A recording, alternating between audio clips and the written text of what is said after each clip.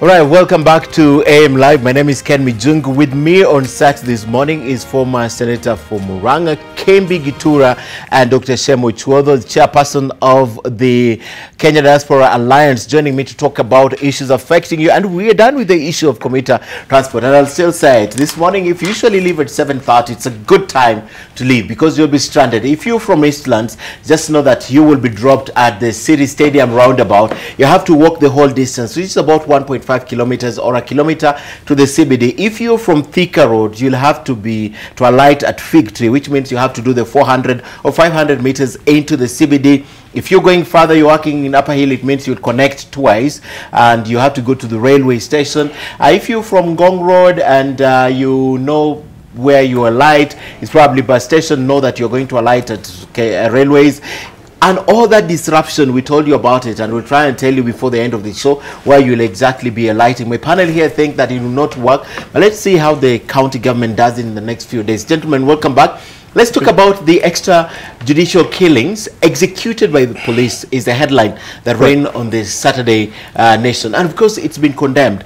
Human rights activists and the parents to some of these youth who are executed talk about police extrajudicial killing. Right. And the police are defending the killing of this young man and saying, you know, this is a crackdown on these gangs and the people who rob. And gentlemen, we have to agree, in the last few weeks or months, we have seen the social media populated with CCTV videos of how people have been robbed, and we've had stories. So let's start from there. That headline alone, does it alarm you? And this is just the past few weeks and 25 youth have been killed. Let me begin with you, Doctor. Ken, I belong to this multi-sectoral dialogue contact group, DCG, one of the which believes in national conversation on a number of key issues, and part of them were issues precipitated on the 9-point agenda when the president and former prime minister shook hands and agreed on a raft of issues. The DCG has picked on 5 priority issues. One of them is national security reforms, including what some call stop killing our people. I remember figuratively very well, I think it was on Sabasaba Day, if I'm not mistaken, the former Chief Justice Willie Mutunga sitting down with, when there was, I think, a little ceremony, people complaining about being extrajudicially executed by police. I say this fully aware, Ken, that there have also been instances when we've seen people wrongly attack the police, and also the police sometimes have their lives endangered. My premise is that extrajudicial killing, persecution, whether by police or against police, is not anything that a civil society that we purport or we seek to be should allow. It should not under any circumstance be entertained. It's particularly what some people consider to be like the right to shoot to kill. That's something that we should not allow. And I must compliment the Saturday Nation for bringing this up. Look at some of the cases that it highlights. There's this young man, Baba Bernard Otieno, on the front page of Saturday Nation, was asleep when police went for him. Okay? Somebody was asleep when police went for him.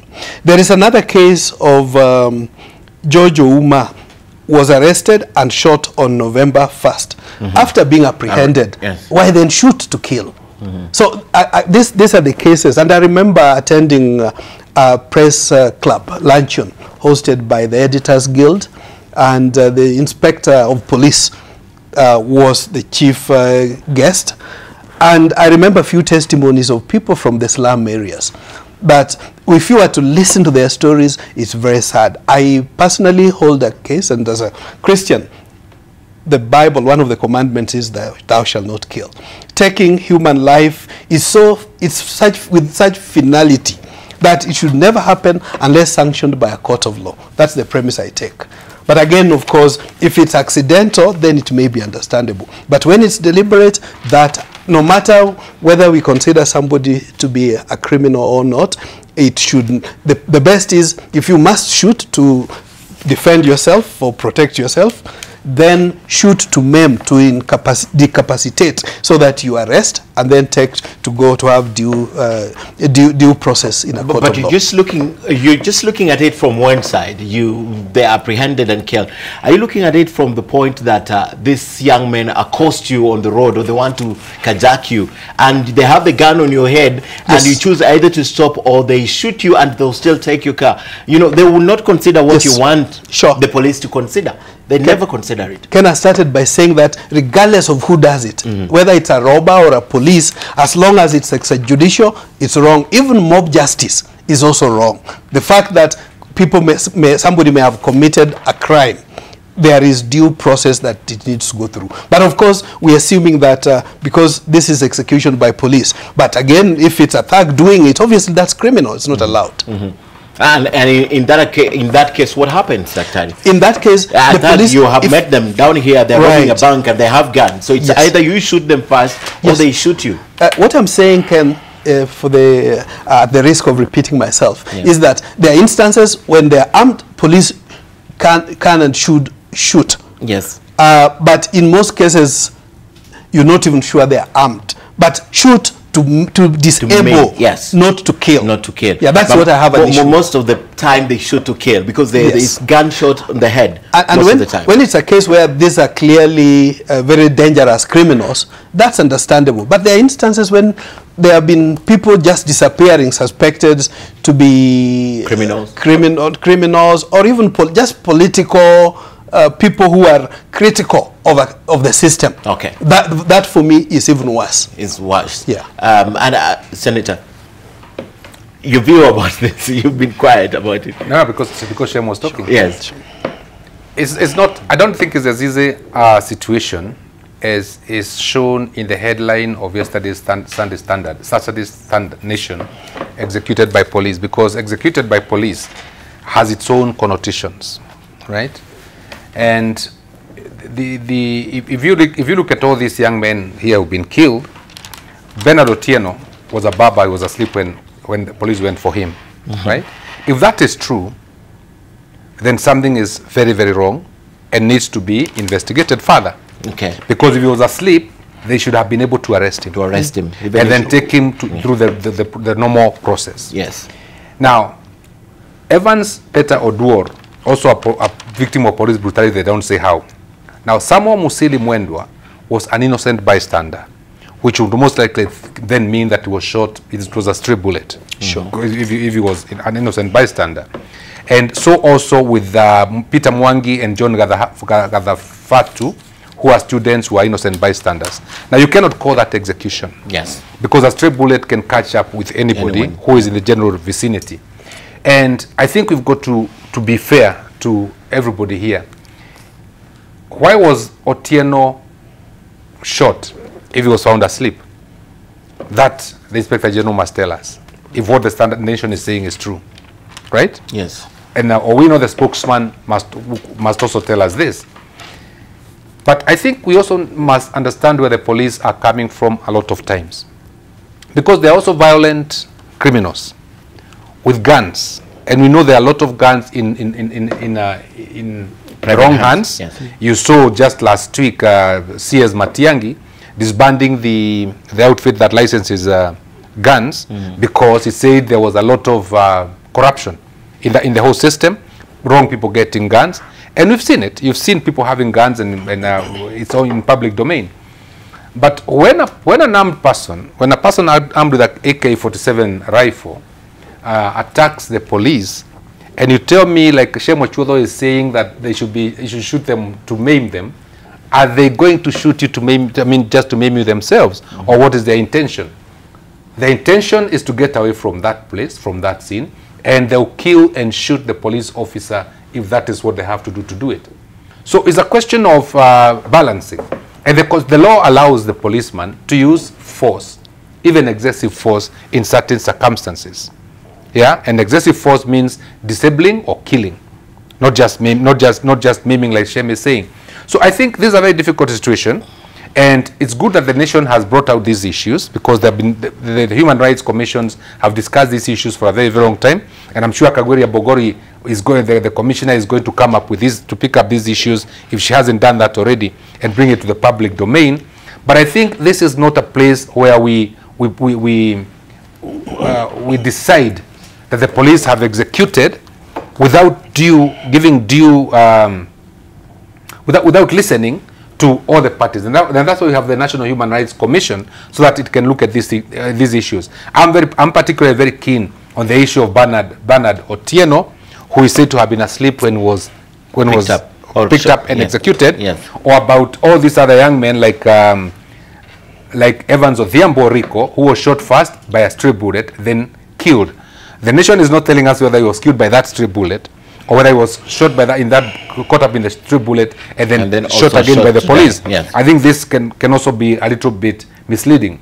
George Ouma was arrested and shot on November 1. Now, you should not be arrested and then shot, because that can be taken to be execution. So all these are issues that we need to look at and to understand them. But before we pass the blame on the police, I think it's good that we should, all these things to go through due process, one of which is the findings, the research and findings by hearings and findings by the National Human Rights Commission to tell us exactly what is happening. We do not want our young men or young women killed for nothing. At the same time, we do not want criminals, out there who are going to waylay you and kill you just because they're trying to steal your wallet from you. Because, I mean, everybody in this life, even the civilian, needs to be as much protected as everybody else. So I don't think this is an easy topic. I don't think this is a topic that can be discussed here and finished. This is a topic that needs to have a seminar, stakeholders, where people discuss it and come out with what the proper findings, and that is why you have the National Human Rights Commission. There's an interest. Okay, Daktari.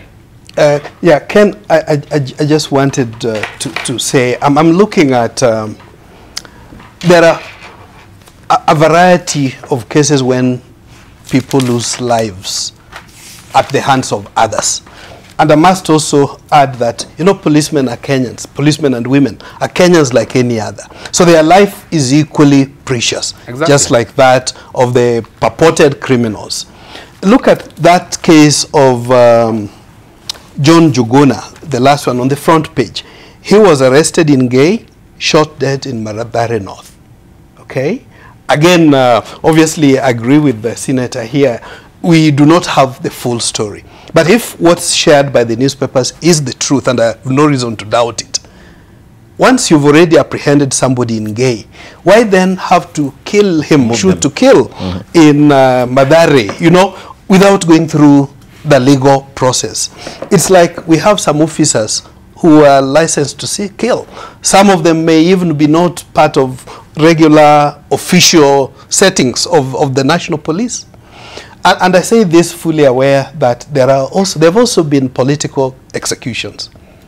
As we try to turn the page with this handshake, and as we seek to try and get the Kenya we want, the first thing that we must agree on, all of us, is that let's agree on the sanctity of human life, because we don't know, tomorrow it may be Shem, it may be Kembi, it may be Ken, who has disappeared because somebody watched what you say and they didn't like it, and they don't have to answer to anybody, because for you to disappear, I mean, you just killed like chicken.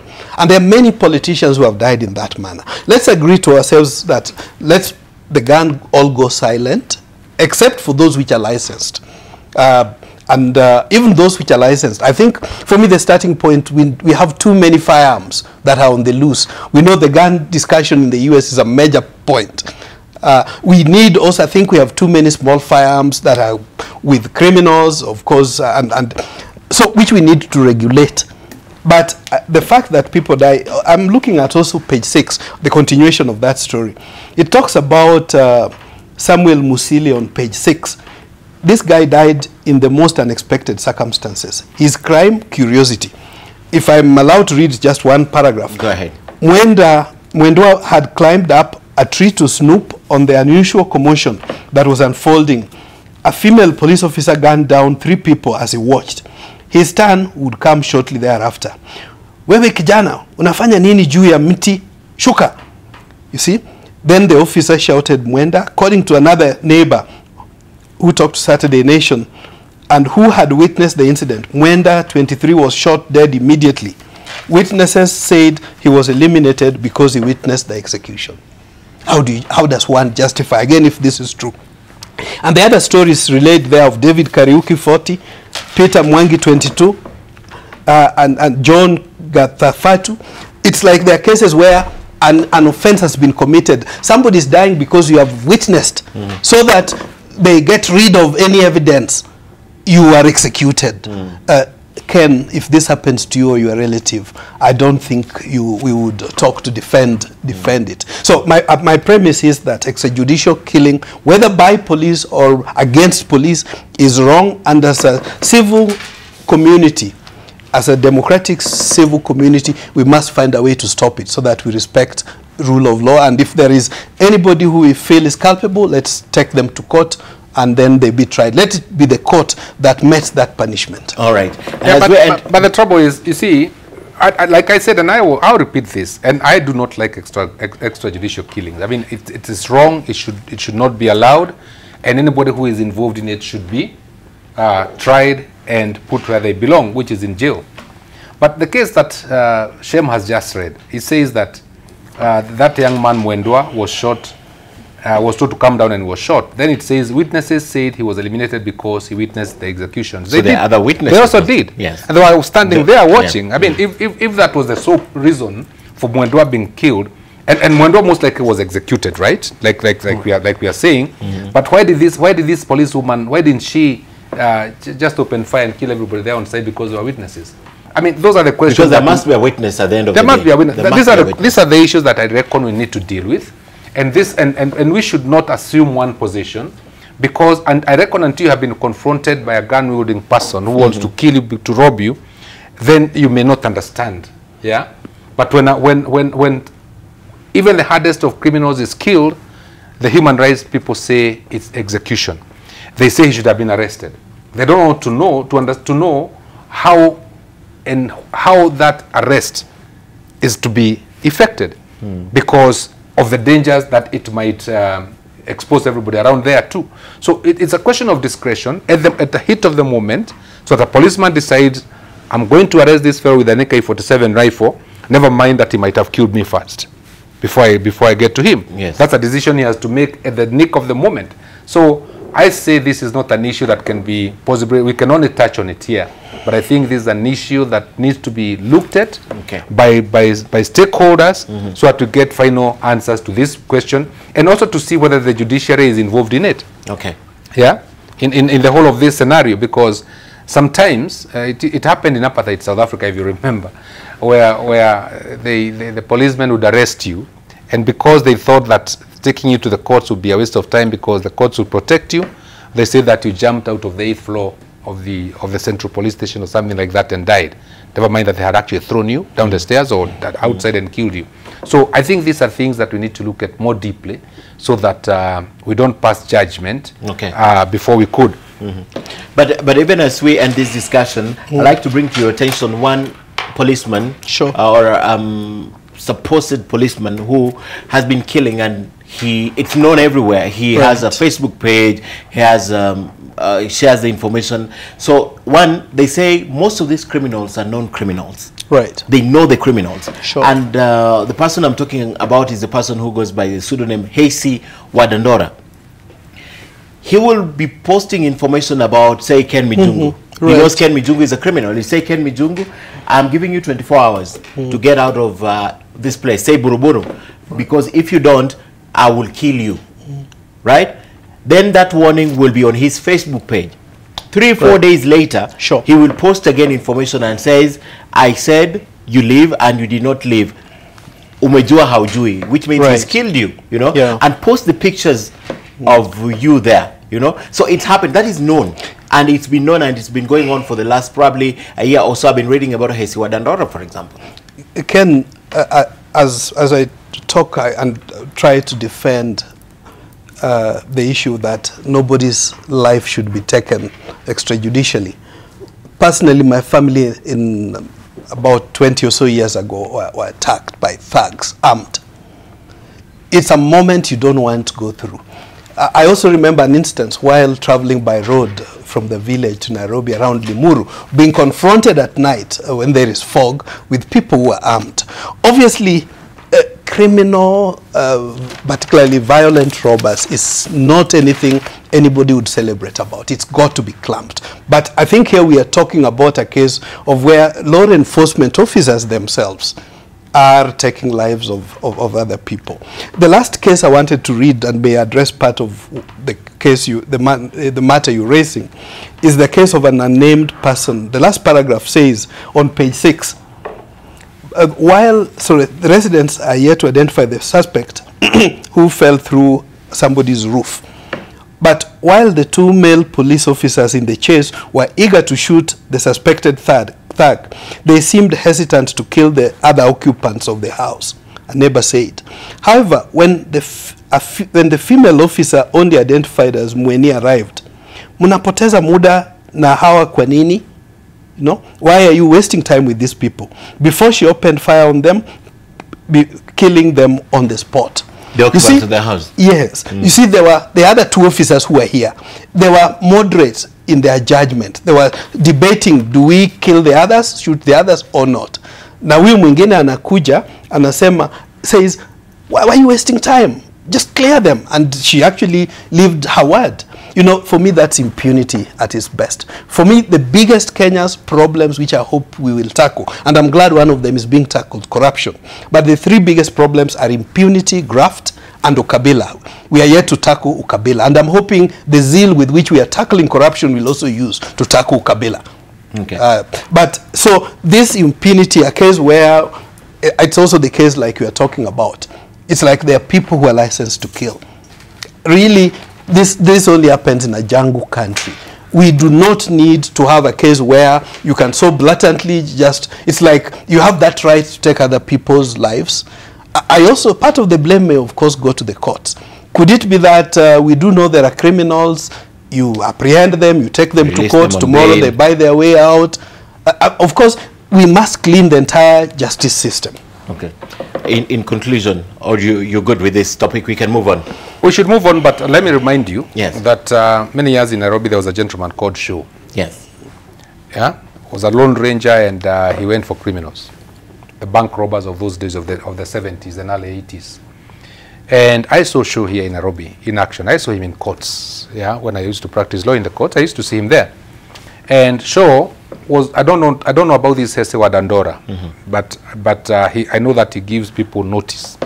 And we hear of stories about Shaw, and a lot has been about Shaw, that if a crime was committed in Nairobi, he knew by the footprints, by the footprints of that person, because he knew them, where that person came from.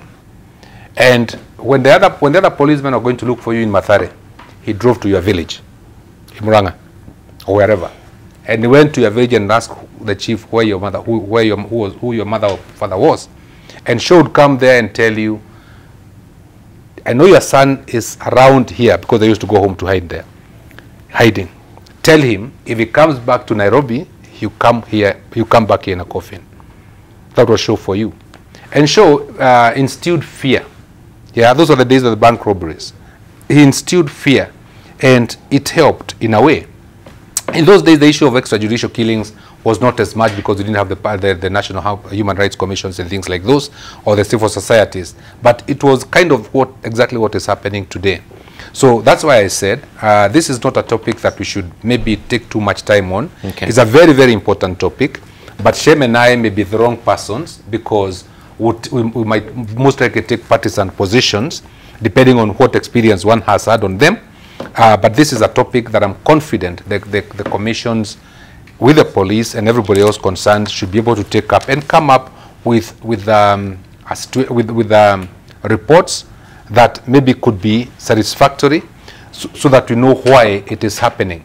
Why it is not fair what has happened now is because if you go through the report of Saturday Nation, you find that a lot of these young people on the face of it are innocent. Okay. And that is murder most foul. I don't even know whether you can call it execution. That is murder most foul than the ones that have been picked here, if the story as reported by the Nation is correct. Yeah? But otherwise, on the issue of extrajudicial killings, where it is criminals coming out to try to shoot the police, that's another area that we need to look at more carefully than we can in this short period that we are here with you. Okay. My parting shot on this, I think it's commendable that being discussed as an issue. Let's have a conversation, a national conversation around it, and hopefully find a solution to it. Okay, a good point to end that discussion. Let's talk about